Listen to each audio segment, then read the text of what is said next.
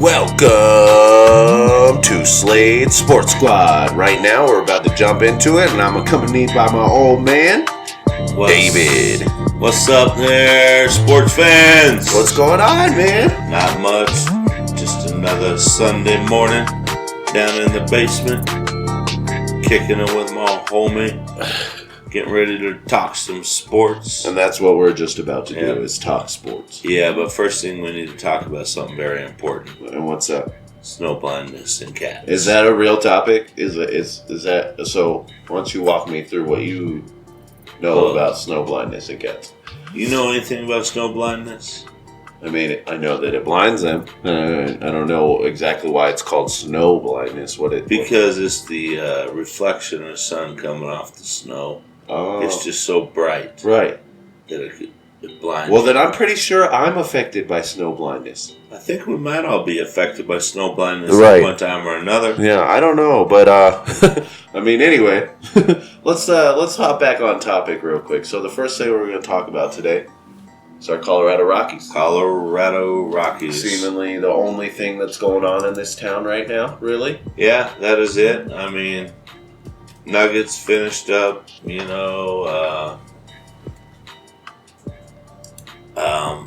Avs got knocked out of the playoffs. Yep. Broncos are in the middle of OTAs, mini camps. Yep. Some stations in town, that's all they want to talk about is those Broncos. Right.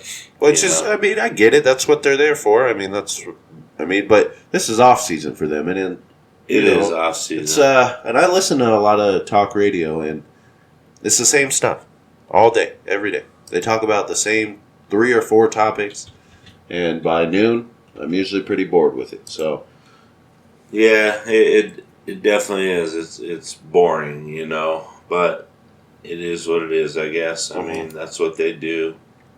Now let's talk about something that's not boring at all, and that would be the Rockies. So, the Rockies, out of their last 8 games, have won 5.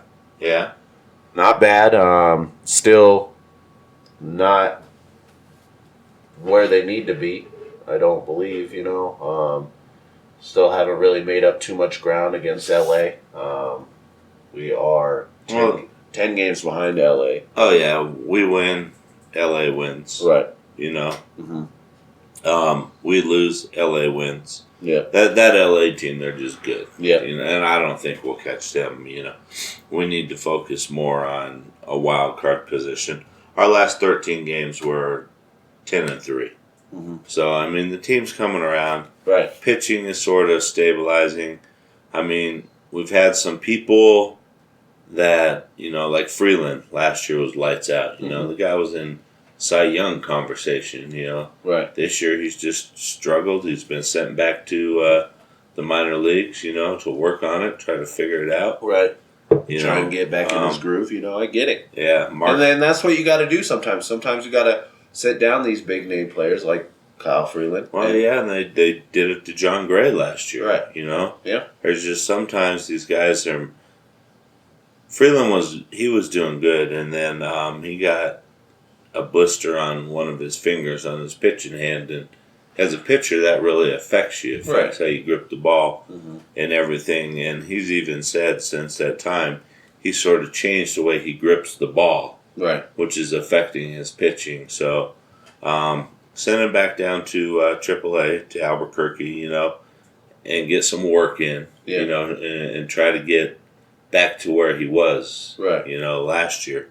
So if he can come on strong in the second half, we got Marquez who's pitching good, Senzatilla's pitching good, John Gray's pitching good, and then they brought up, I can't remember his name. Parker, can't remember his name. It was his major league debut against the Cubs the other day, and he struck out 9. Yeah. Not a bad way to come into the MLB. So. No, definitely not. So let me ask you this real quick. With what the Rockies have been doing, we both just said that they have been playing pretty well, and by pretty well, it means that they're, a little bit above average, not anything special. But what I wanted to ask you is, what do we need to do as an organization, as a team, to go to that next level, to be a great baseball team that can contend in the playoffs and later down in the late parts of the season. We need consistent pitching, either in the both in the bullpen and in our starting rotation. Right. There's going to be days that pitchers go out and they just don't have their stuff, and they're going to struggle. But I mean, there's some pitchers that it's been an ongoing ordeal, And that's just the thing too, is that you just name 3 or 4 guys, but to be a successful baseball team, you got to have just about everybody on board. Oh yeah, and we didn't even talk about our bullpen. Brian Shaw. I mean, he's been okay. Wade Davis just came off injury yesterday. I don't think he pitched in yesterday's game. Blackman just came back from injury. So the Rockies have also been suffering a lot of injuries, which and not serious injuries, just nagging injuries, that force guys to go out for 10 days or whatever, things like that. But I think the offense is playing great, Our bats are definitely working. Yeah, they definitely are. And I remember this time last year, the Rockies were kind of in an opposite scenario where their pitching was great, but their bats weren't working. Right. And now we've come to a place where our bats are working and our pitching is okay. But like I was just saying, if we want to take this team to the next level and contend for a playoff spot or whatever, wild card, whatever it may be, whatever the situation has to be, we're going to have to figure out how to get both pitching and our bats firing on all cylinders, because that's what the Dodgers are doing. That's what all these good teams that are winning baseball games consistently, which I'm not saying that the Rockies aren't, but, we got a bunch of baseball left, and they just got to figure out a formula or an algorithm to be a better baseball team. Oh yeah, I agree. And hopefully, we get some of these arms back healthy. Yep. And the pitching can carry it, because I'm not worried about the offense. Beginning of the year, they struggled, but they finally come around. Like Arenado, he's batting .332 right now. Yeah, with something like 17 home runs. 16 home runs. David Dahl is batting .332. I mean, as a team, we're batting .262, which isn't bad, So, I think if we can fix our pitching, get a little bit more consistent, we can make a run and get one of those wild card spots. We'll see where it goes.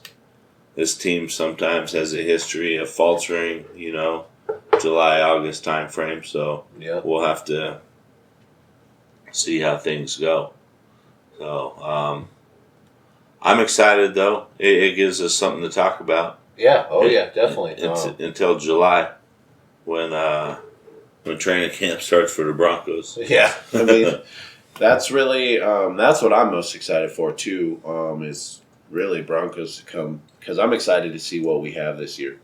Excited to see the talent that not only on player talent but coaching talent. I want to see what Mike Munchak and Vic Fangio are here to do.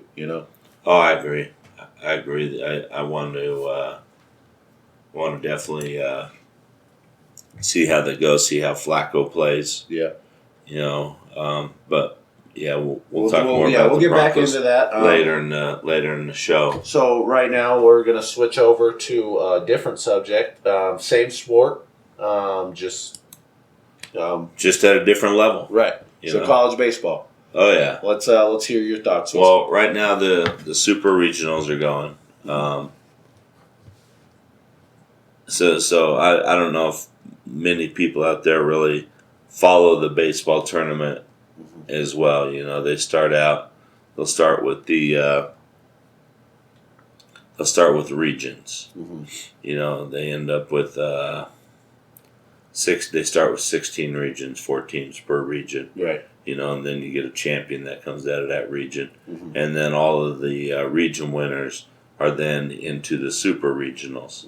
So right now we got super regionals going.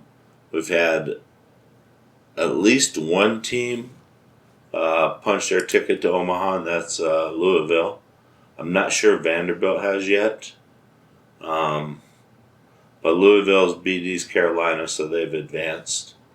Trying to figure out. I know LSU lost to Florida State yesterday, so they're down 0-1. The Super Regionals are a best-of-3 series. So. And do you like the way they do that in baseball? Oh, I love it. Yeah. I love it, One game in baseball is just, Right. It's. It could be a There's so many things that go into baseball, that can affect the outcome. I think a single game just isn't enough. No. Yeah. So no, I completely agree. I think that because depending on a lot of it depends on who you have on the mound that night. Who you have starting for you. What bullpen pitchers you expect to use, stuff like that. So on any given night, you could have a number 1 team get taken down by number 8 team or a number 16. I don't like you say, just depending on who they have on the mound that night. You know? So, just some information: Vanderbilt, who, is one of the top teams in the country. Kumar Rocker, their pitcher, threw a no-hitter yesterday in their game. Yeah. So I believe it's only like the 8th no-hitter in college baseball tournament history. Nice. So pretty impressive, Right. It's hard to throw a no-hitter in baseball. They use they used to, especially in college, they used to use the aluminum bats, and they've gone to more of a composite type bat, Excuse me, and to get some cheap hits and stuff off them, So, I think it's hard to what's it called? Pitch a no-hitter. Yeah, pitch a no-hitter in college baseball. I mean, in any level, pitching a no-hitter is a huge feat, So, if you can do it at college level, then it seems like that whoever that was, he's probably on the right track to the MLB, I would assume, Yeah. So, anything else you got about college baseball at this moment? No, just excited. Omaha is always a fun thing. We've gone to games, I've been there. in the past, Yeah, I know. And we were talking about that last night, while we were over at the Young Boys Cookout. Yeah. So, it was probably 2000. It's either 2001 or 2002. You and I watched Texas and Rice play. That was a good game. So can you believe that was 15 years ago? It's crazy, isn't it? I know. To think about, but always a good time going to those games. Always remember those games, especially when me and you went to see Texas and Rice play. Yeah, that was awesome. I'm happy for Omaha. Not a huge city by any means, but this brings a little life to their city. Yeah, it does. It's a big event in Omaha. Brings a lot of fans in, and a lot of just a lot of business to the economy there. So it's really neat that this has stayed there. I know they moved. I knew they moved from Rosenblatt to what was it, TD Ameritrade? I think it's TD Ameritrade is the name of the stadium. They moved it from where it used to be right over by the Henry Dorley Zoo, and they moved it down into the downtown area, sort of revitalized their downtown area. So it's pretty cool. So, haven't been to Nebraska in quite some time, still. I mean, it'd be cool to go down there and maybe see what it's like nowadays. But so with that being said, we're going to move on to our third topic. Yep. And that's the NBA Finals.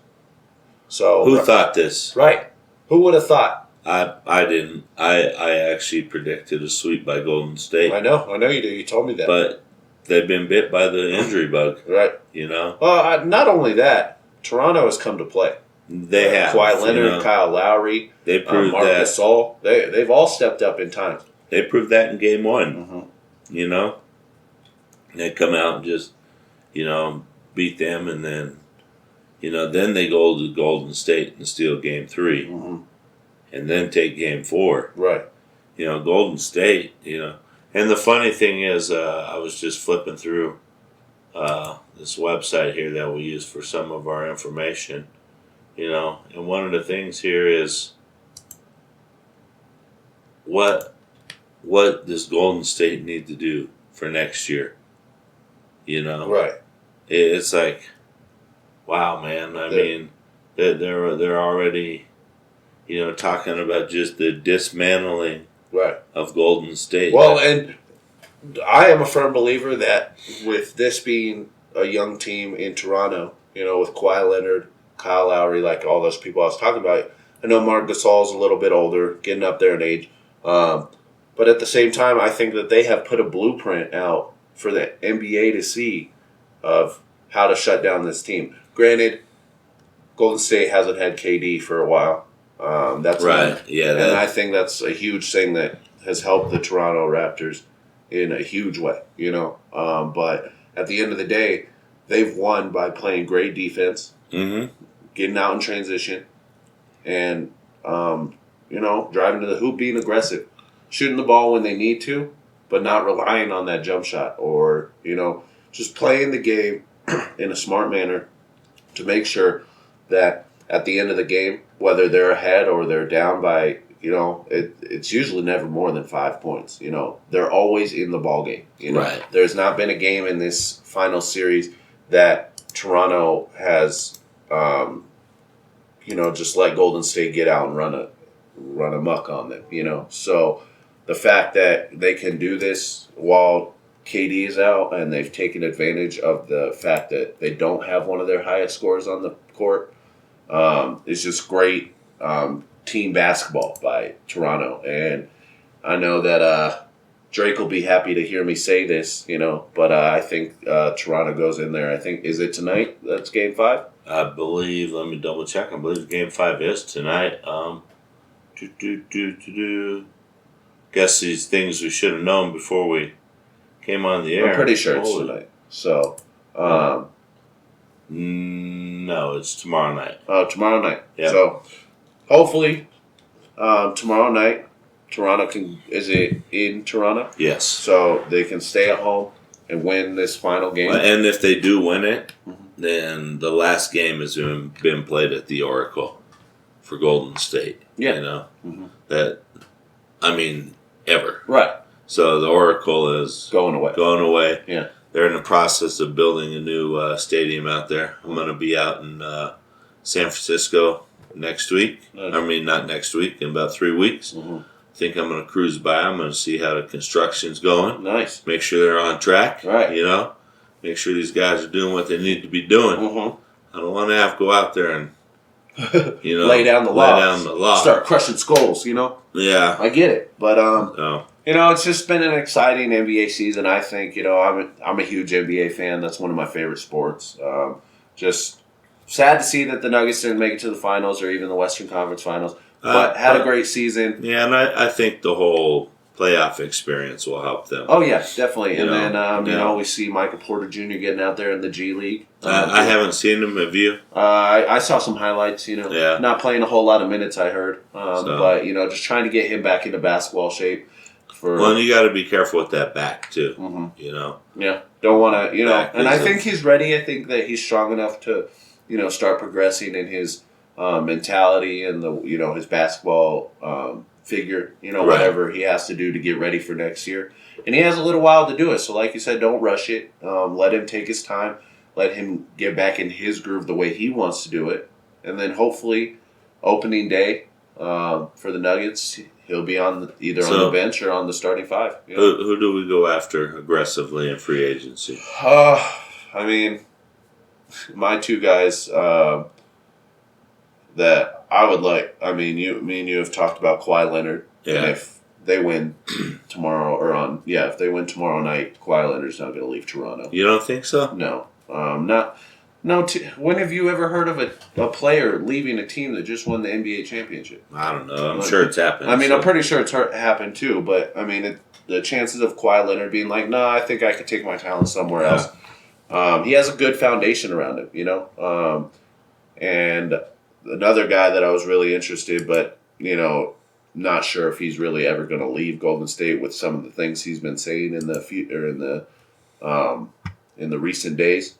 Is Klay Thompson, So hopefully we can figure out something with who we need to go after, find someone that can suit our needs. And I think our biggest need as a team is another big man to accompany the Joker. I think we need someone with a big inside presence because the Joker can't carry the load all by himself, and we know that Joker is not purely a post player. If anything, he's more of an outside scorer. So what do you think of Kyrie? Kyrie Irving on any team is going to make your team better. Yeah. So it's just, is he going to fit here? That's really the main question, and that's. The rumors are he's going to end up in Brooklyn with the Nets. Which, if that's the case, that's a dangerous team right there. Yeah, they are, and D'Angelo Russell. And do they attract other people then if they get a Kyrie Irving? Oh yeah, Mm-hmm. Everybody wants to play with Kyrie. Does a Kevin Durant want to go back east? See, and that's a tough thing too, is because with what Golden State has, and even if they lose this finals series and they don't become champions again for the third or fourth time, it's going to be tough to get anybody to leave Golden State, because they are such a great powerhouse team that has just swept the NBA with pure talent and great coaching, all that stuff, So to get Kevin Durant, Klay Thompson, and Steph Curry, whoever you want to try and pull away from Golden State, you better be ready to give up an arm and a leg to do that, because that's what it's going to take. So, and even then, it might not be enough. Yeah. He's going to be expensive. And not only that, it's just hard. They built a culture there in Golden State, Right. It's going to get, and it's a winning culture. That's, and it's been consistent. So, and that's what players want. They want consistent winning, and that's all the Golden State Warriors have done. So, to get someone to leave a team like that, you're going to have to be able to. The Nuggets are up and coming. We've shown that that we're a young talent in this NBA, and we're just a few steps away from possibly being finals contenders. I agree, but I think we can't sit still. Right. No, we can't. We can't be happy with the way last season ended. And I think one of the biggest things is Tim Connolly turned down the offer from Washington, and that just shows, like I said, that we're up and coming, and that he has faith, because he could have taken, because he was an intern in Washington when he first came into the NBA, and to turn down an offer like that from someone where you first started, it's a tough thing to do. It is, but I think he sees what we're building here. Yep. And he wants to remain a part of it. Yeah. Because now Denver cannot sit on their laurels. No. And just say, we're good. Yeah. Because we're not good. We saw that in the playoffs. Right. We're missing some pieces. A good basketball team, but we're missing, like you said, we're missing a few pieces. Right. I'm not saying we're not a good basketball team. We're very good. We're not great. And to be a finals champion, you have to be great. Yeah. Damn near perfect. So you do. We just got to figure out what we want in this offseason, who we're going to go after, and then we have to make it happen. And that's more of a front office kind of thing. Mike Malone's going to have a bunch of say in that. The front office, they're going to have to figure out a game plan to, find someone that's going to make this team better than it already is. Right. So whatever they have to do to make that happen, then make it happen, because we've been waiting a long time here in Denver for this to happen, and we don't want to see it squandered just because we think we're good enough where we're at right now. Right. There's a saying that says you can only get better every day. As long as you keep trying, you can only get better. Yeah, and you have to put the effort in. Right. These guys can't rest this offseason and say, you know what, we're good. Right. We almost made it to the Western Conference Finals. They need to go out and they need to make themselves better. Right. And whether that's, just better as a team as a whole. And individual players. Yeah. I know that Jamal Murray's got some things to work on. Yeah. Joker's got the whole team has areas where they can improve, whether it's on defense or the offensive side of the ball. no days off. You got to figure out a way to make yourself better as an individual, as a team, and as a whole organization, or you're going to be facing the same result over and over again. And I don't want to keep getting to the second round of the playoffs and almost get to the Western Conference Finals, or almost get to the finals. I want to get to the finals. I want to win the finals. And that should be the mentality of this whole Nuggets organization. Oh, I agree. Because we have the talent. But now we have to prove we can attract a top name free agent. Right. A Kevin Durant, a Kyrie Irving, a Anthony Kawhi Leonard. Davis, somebody like that. We need to prove that we can attract those kind of players. Denver has a reputation that people don't want to play here. Right. For what reason, I don't know. Another good thing that's might be happening is a possible rumor that the new NBA 2K20 is going to be coming out here in next couple months. Yeah. They're talking about putting the Joker on the cover. Nice. So that'll definitely help. Well, hopefully it's not a jinx like there was the Madden. Jinx, I don't think. I don't really think that's a thing in the NBA. Yeah. But that's another thing that we can look forward to. And you best believe I'll be there opening day when that game drops to buy that. Just if that's the case, and the Joker does get onto NBA 2K20, that's another thing that's going to openly help us attract more higher talent. So. Yeah, we'll have to see what they do in the. Yeah, it'd be nice to see what we do in the draft. Right. Do we get aggressive and try to trade up and get a top talent? So or do we sit where we're at towards the back of the first round? I think what we need to do is focus more on free agent talent, because I think that's where we're going to hit the most payload. Where we're going to get. Excuse me. You'll get an immediate impact there. Yeah. But you also want to sustain your team over the long-term future. Right. And draft picks are important as well. So. And the good thing about the NBA is that when you get a young guy coming out of college, if they're good enough, they can make an immediate impact. Oh, they can. Yeah, they definitely can. Look at Jamal Murray. Came straight out of Kentucky and, basically had his name written in our starting five from day one. Right. So, just a lot of hope for this team. I think that we can hopefully turn this around to where next year we won't be talking that we almost got to the Western Conference Finals or the NBA Finals, but we made it. So just a lot of hope. Hopefully they can figure it out, and we'll just have to wait and see.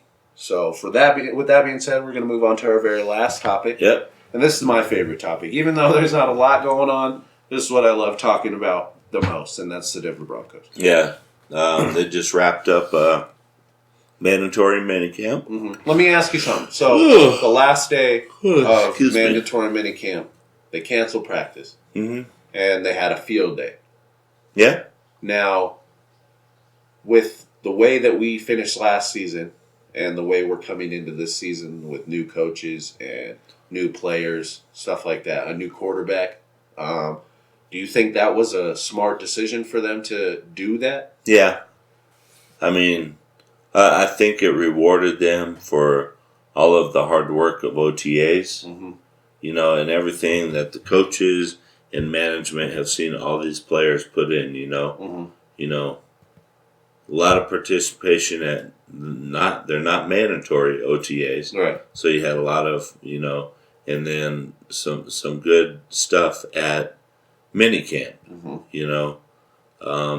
and I think it's a thing, these guys are going on a break, and then you're going to get into the only break they really get all year. Right. If you think about it, because this is a time where they're going to go spend with their family and, take vacation if they can, Yeah, you get those family things out of the way.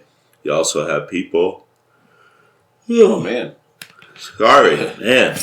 You also have, some quarterbacks and receivers will get together, and they'll have a little passing camp or whatever, to do things like that. But, yeah, I think it's a good break. I mean, you don't want to push it hard on the last day of minicamp and get somebody hurt. Right. Have a good time, man. Show the team that, if you do things hard and you work hard, you're going to get rewarded for things. So I like the approach. I know a lot of people are saying, "Oh, that's just setting a bad precedent." Come on, Right. we're at the beginning of June. Right, and the thing, It's and a another mini thing, camp. It's a 3-day mini camp. right, and exactly. Now, if they were doing this on the last day of training camp, then I'd have a problem Right. with it. If they were doing this once a week during training camp, it'd be like, okay, what are you guys doing? Right. But here, like you said, it's voluntary. It's not mandatory. Right. And almost everyone on the team showed up. Right. And everyone, no, these are mandatory. Oh, was it mandatory? Oh, yeah. Minicamp is mandatory. But everyone needs to remember the Broncos get an extra week of training camp because we're playing in the Hall of Fame game. Right. So we get an extra week. So why bust these guys' butts for one extra day in June when you're going to get a whole extra 7 days in July? Right. And another thing is, this kind of thing, when they did the field day, that's where you become close with your teammates. You build a relationship with everybody on this Denver Broncos team. And I found, in my years of playing football, that if you have a better relationship with your teammates, then you play harder for them. You go out of your way to make sure that you're putting in 110% every time you go on that field. Yep. And I think that this early on in the season, setting the foundation of having a good team, with, like I said, a new quarterback coming in, all the controversy over Chris Harris, who's back now. Yeah. Philip Lindsay hasn't been in, just build that chemistry with your team and we'll figure it out. Once you have that chemistry and that relationship, it's going to be hard to tear you guys apart. Right. So, and the Chris Harris thing. There's so many people out there in the media that say Broncos management just screwed this thing up. But I don't think they did. I mean, they were transparent with Chris Harris and said, you know what? We're concentrating on the draft right now. We'll work something out. Right. After which the I wasn't draft. a fan of that. I don't have a problem with that, I mean, and players need to understand that, and I know what caused this whole thing was, Kareem Jackson, and he was getting paid more than Chris Harris. Right. And Chris Harris is saying, I'm the number one guy on this team. I should be the highest paid cornerback.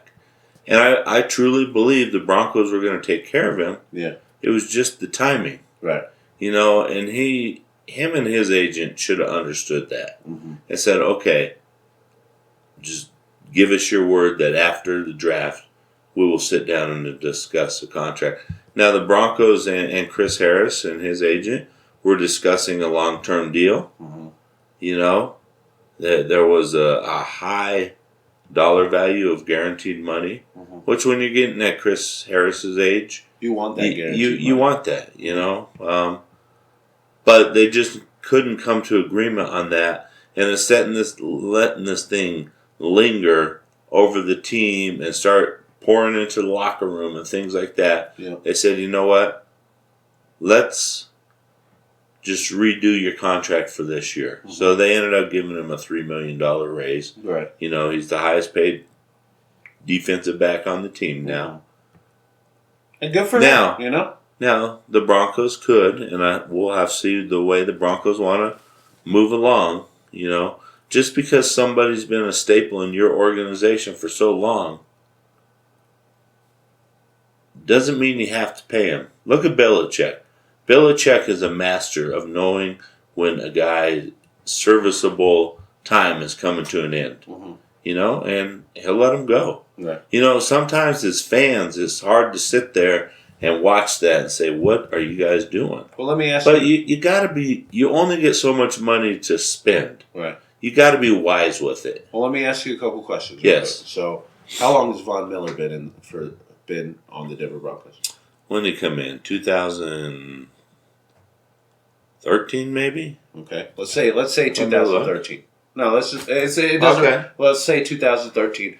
And then, so when did Chris Harris become a Denver Bronco? Chris Harris, let me look and see. So I'm going to tell you. Chris Harris Jr. Come on, where you at there, buddy? There's Chris Harris Jr. He's in his 8th season, so he came in around 2011. Right. Oh, Von Miller's longer. He's in his 9th season. So he came in 2010, right? Yeah. So a year before Chris Harris. So let's, for sake of argument, they're about the same with time played, Right. For the Denver Broncos. Yeah. Both here for Super Bowl 50.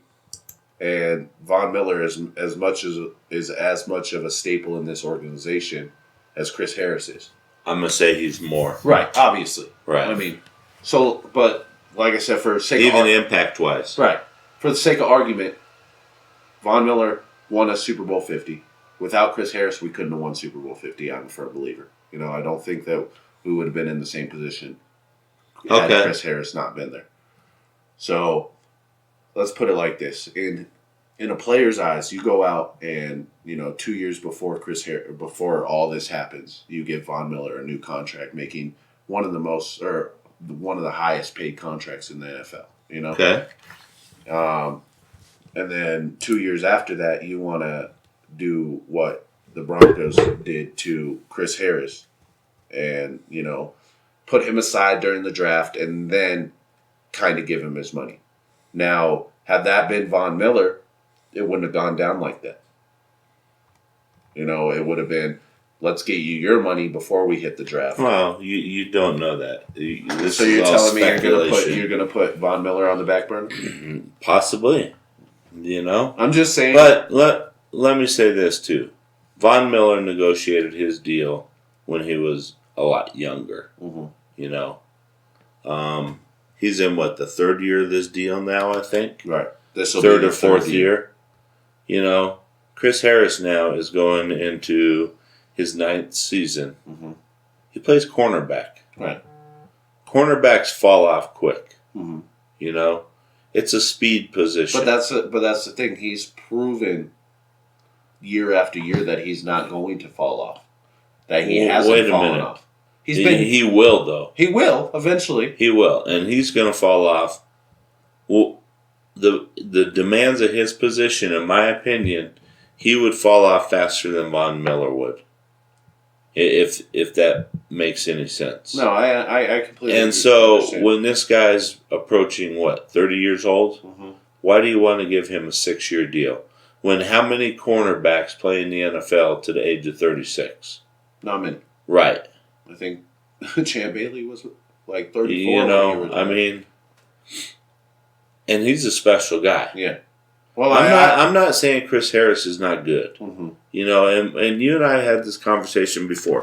Chris Harris is a good player. He's a key part of this defense. Mm-hmm. But I believe, as a fan, it's hard to say this, but I believe he is coming to the end of his serviceable life as a cornerback in the NFL. He may have 2 or 3 more years left. Mm-hmm. So why are you going to sign this guy to a 5 or 6 year deal and give him $40 to $50 million guaranteed? Right. Because then that starts hitting your cap. Well, the only reason I could think of, in that situation of giving him a 5 or 6 year deal is to make sure that, because what if you're wrong? What if we're all wrong? What if we sit here and we... That's a gamble you have to take. Right, exactly. But more times than likely, you're going to be right than wrong. Right. Well, and so do you want to be carrying around all this dead cap room? But what happens when Chris Harris Jr., maybe he doesn't fall off. Maybe he does, continue to sustain the level of play. And then his contract, his 2 or 3 year contract that you decided to sign him to, and he can continue to play at a high level. And now you're facing the decision again whether, you want to sign him or update his contract or ship him off to another team. And for me, it would be a terrible move for the Denver Broncos organization to let Chris Harris retire at another organization. Well, it could be. But you also have to realize you're running a business here. Mm-hmm. And like I said, you only have so much money within your cap. Right. you have to manage it wisely. Mm-hmm. You can't go out and give every player the freaking mega deal contract. Right. You know, in other words, you're going to have 4 superstars and then just a bunch of bums that are playing for league minimum. Right. And you're not going to win. Right. The thing is to build a winning football team. Mm-hmm. Now, Chris Harris, he can go out this year and he can tear it up, Mm-hmm. you know, and maybe he will in this new defense of Fangio's. Right. Now, that's another thing that Denver, because this defense is going to be run on his own scheme. Mm-hmm. That's not Chris Harris's strong suit. Chris Harris is a man-to-man, lockdown kind of guy. Right. You know, so I also see Denver's thing of, let's see how he does in this defense. Mm-hmm. This may not fit him. Right. Well, what are you going to fire the coach because it didn't fit him? No. You can't do that. Right. You know? So I think it's a smart decision on Denver's part. Now, if you see that he is playing well, Mm-hmm. the middle of the season, I would start talking to his agent. Mm-hmm. Say, we want to come to a long-term deal. Right. You know? Yeah. You know? But I would just hate to see I'd the hate to see him Broncos go, too. squander all this. You know? I'd hate to see him go too, but you also need to keep a lot of things in mind. It's not all just about Chris Harris. It's about the big picture. Right. You know, and everybody's trying to make it like, oh, John Elway's being... You know what? No, Yeah, see, John Elway I don't agree with him. John Elway is trying to be responsible in the way he is spending money on this team. Right. You know? But no, I completely agree. I think that John Elway has done 90% of the right thing. I mean, come on. Look how smart the guy was. He got Washington to take Keenum right. in that huge contract. Mm-hmm. I mean, the way the guys played, how the heck do you pull that off? You know? I mean, it's either desperation on Washington's part or John Elway is just a genius. Yeah, You know? so- It's one of the two. But And I know there's some people on this town that will never give John Elway credit for anything. No. You know? I mean, So, and I can't agree with but that's any why of I that. stopped listening to that station. Yeah. So, Mm-hmm. I think John Elway's done a great thing here, great things in Denver as a player, as a GM. You know, whatever his role has been here in Denver, he has done nothing but come through. You right. know? I mean, we went to Super Bowl against Seattle Mm-hmm. under his watch. Right. We won a championship. There's not a lot of teams that can say that. Right. So don't sit here and bash John Elway Mm-hmm. and say he has no clue what he's doing. Right. Now, has he had his faults as a GM? Everybody has their faults. Yeah, exactly. You know, the only one that seems that every freaking move works out for is Belichick. Yeah. You know, and I think that guy may have sold his soul to the devil or something. I don't know. Illuminati I don't know, or something. man. Yeah, Yeah. I don't know. So, I mean, but I'm excited. 3 months from today, Mm-hmm. our first game, Yeah. Monday nighter. Mm-hmm. Yeah. Is it in Oakland or is it here in I Denver? believe it's in Oakland. Let's double On Monday check. Night Football, man. That's a hell of a way to open the season. So, Yeah, that is at the Raiders. yeah, and even before that, you know, we have Could be the Broncos' last trip to Oakland. Right. You know? Yeah. So, I mean, Oakland may be moving on. They got Antonio Brown out there now, Mm-hmm. you know? And that'll be a test for our secondary day one. Yeah, you know, to see how it goes. So, Mm-hmm. I mean, Chris Harris says he's excited about this defense, Mm-hmm. and maybe he can play in his own defense. You know, he's just been a man, man guy, yeah. you know, but maybe he will excel in his defense, and he might even be better, Yeah. you know? But he said it's just going to be great because of the coverages. You're able to disguise more and stuff. Yeah. And that You and the know. coaching. I think this coaching kind of. So, Chris Harris is at like an 8 out of 10, right? Yeah. I think this coaching staff boosts his ability to probably a 9 or a 10. Well, and you know? even Von Miller has come out and said, you know what, I'm glad now to have a coach who's going to push me. Mm-hmm. I think Von Miller, the last couple of years, Was bored, probably. he wasn't pushed by the coaching staff. Right. It's kind of And like. even the great ones have to be pushed every day. Mhm. Do you think Belichick lets Tom Brady slack off? No, of course not. I don't think Tom Brady lets Tom Brady. No, slack I off, don't though. either. you But know, eventually, you know, without the coaching in New England and all that stuff, I think it's the same scenario where Tom Brady gets a little bored and he's like lets off the gas a little bit, you know. Right. And without proper coaching, without proper push or motivation, it's hard for a player in the NFL to go day after day, you know, and try and continue to get better, knowing that you're the best pass rusher in Von Miller's case in the NFL. Yeah. You know, so and it'll be good too because now we have Bradley Chubb coming back in his second year. We got Derek Wolfe still. Just a bunch of great players on a great defense. We've added great key components in Kareem Jackson and Bryce Callahan. Our secondary is going to be off the chain, you know. And then with that pass rush, really the only weak spot I see in our defense is our interior line, you know, which hopefully we can figure out a way to, you know, step that up and make it more functional as a team.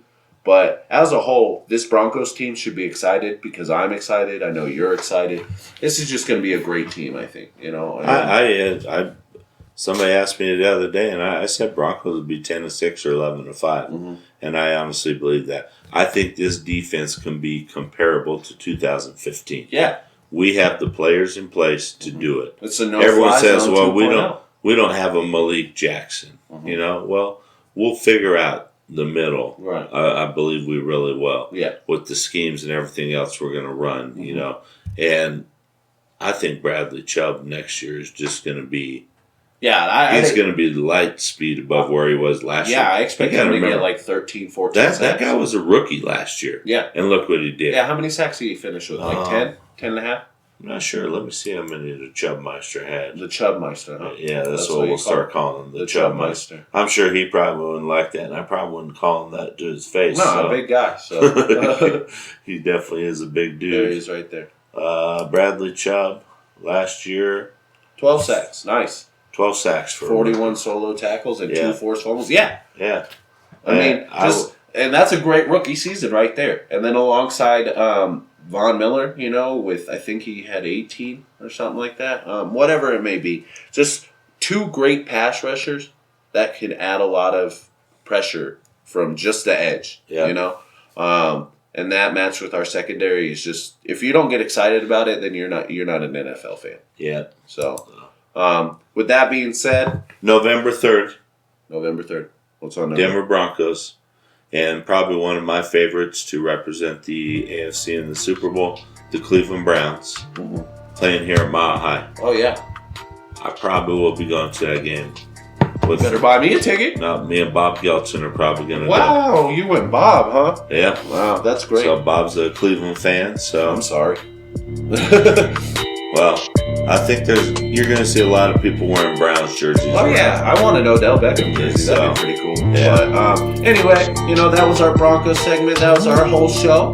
Thanks for joining us. Yeah, I mean, I know it's been a minute since we've been on. It's, you know, life gets hectic sometimes. Life does, you know. And it's off season for most sports, so it's kind of a slow time for us here at the, you know, top station. But, we'll continue to get at it as much as we can, and hopefully we continue to please our listeners. But with that being said, my name is Alex Slade, and this has been my segment, or my half of Slade Sports Squad, and I'll see you next week. All right, and I'm David. I'm out. Have a good week, everybody, and we'll see you next week on the SquadCast. The Swan.